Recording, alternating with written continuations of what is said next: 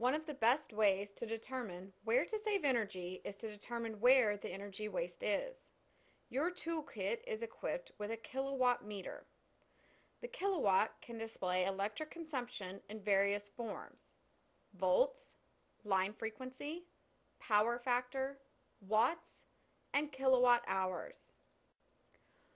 For most classrooms, the watt button and the kilowatt per hour button will be all that is necessary for the classroom investigations.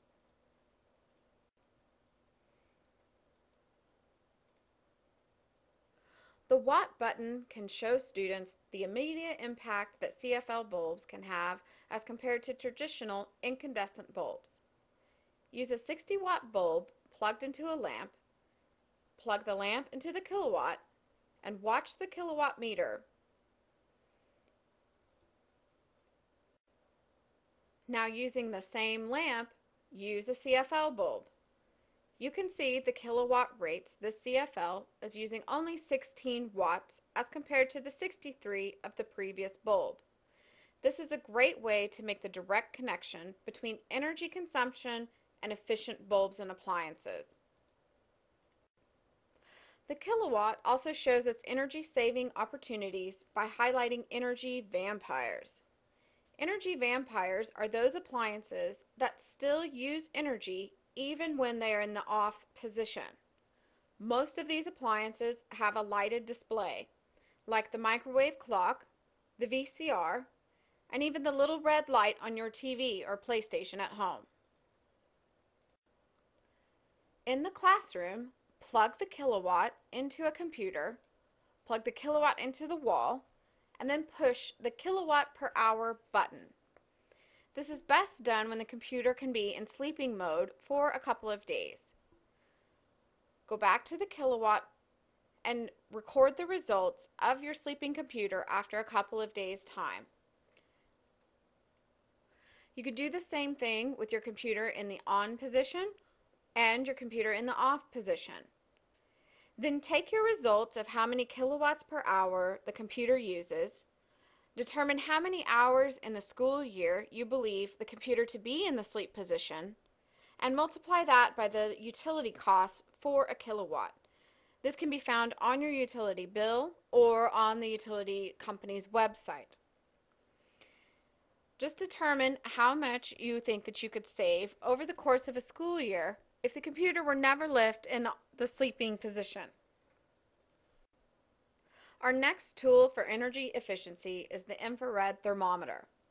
Discuss the scientific properties of heat transfer through various mediums. Why does hot try to move to cold? Use the infrared thermometer to determine where the heat transfers are occurring in the classroom. The infrared thermometer is an easy tool to use. Simply push the scan button on the right, and a laser will be projected onto the object in which you wish to know the temperature of. Do not point the laser into anyone's eyes. Once you have pointed the laser and hold it steady, a temperature will be displayed on the LCD display. Use the infrared thermometer to determine temperature differences between exterior and interior walls, between electrical outlets, and around doors and windows that have cracks. You can use the scientific method to determine and make hypotheses about other areas where you believe heat transfer may be occurring and why. In the pictures above, we have found some ceiling tiles that have been displaced, and the air from the attic is now coming into the office space. Your toolkit is also equipped with a light meter. Good lighting promotes better learning. The average classroom desk should have at least 30-foot candles of lighting power. A foot candle is a metric used to measure light. 1 foot candle is equal to the light 1 foot away from a birthday candle. Light is also measured in lux and lumens. The toolkit includes the light meter with detailed instructions on its use. It is very important that you do not place the light meter sensor in direct sunlight. To turn the light meter on, turn the knob at the bottom into the 200 position.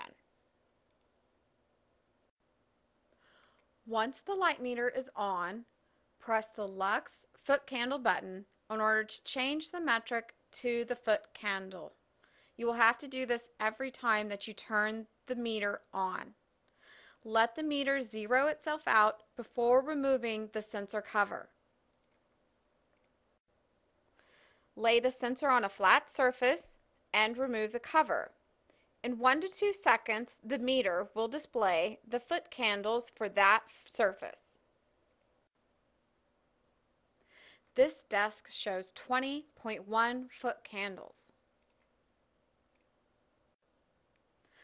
Move the light sensor around the classroom to determine the foot candles at various locations and different desks.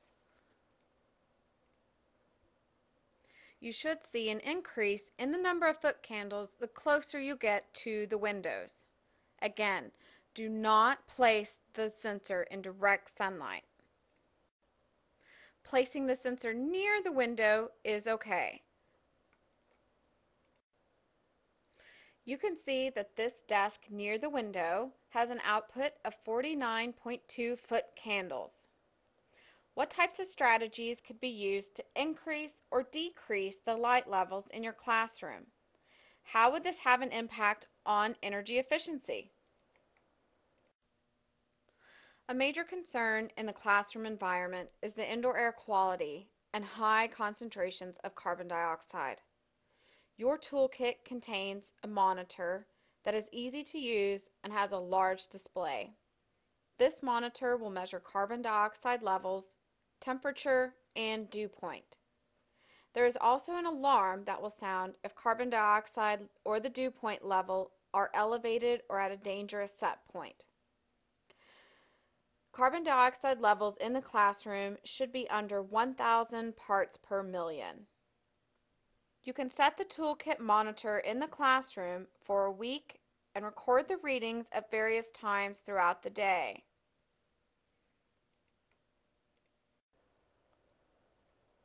Are the carbon dioxide levels higher or lower near the door or the window? Do you find higher levels of carbon dioxide after recess? If you find elevated levels of carbon dioxide, what are some of the ways to bring it down? What are the benefits of lowering your carbon dioxide levels, and what kind of problems can occur with elevated carbon dioxide levels? There are additional resources from the Oklahoma Green School program if the indoor air quality investigation becomes your primary focus. Your toolkit contains a water flow rate bag. This again is another easy tool. Hold it up to a faucet or a shower head and record how much water is going into the bag for exactly 5 seconds. This is a great way to see if you have high flow fixtures or low flow fixtures.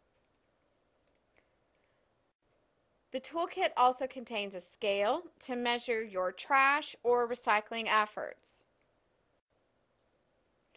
Currently, we have a limited number of toolkits for use. There will be a sign-up sheet on the Oklahoma Green School Program website where you can request to check out one of the toolkits. We ask that you use the toolkits for 4 weeks and then return them so other schools have the opportunity to use the tools. Please make sure that you return all the instruments and instructions that are contained in the toolkit. We would also like to have feedback from you.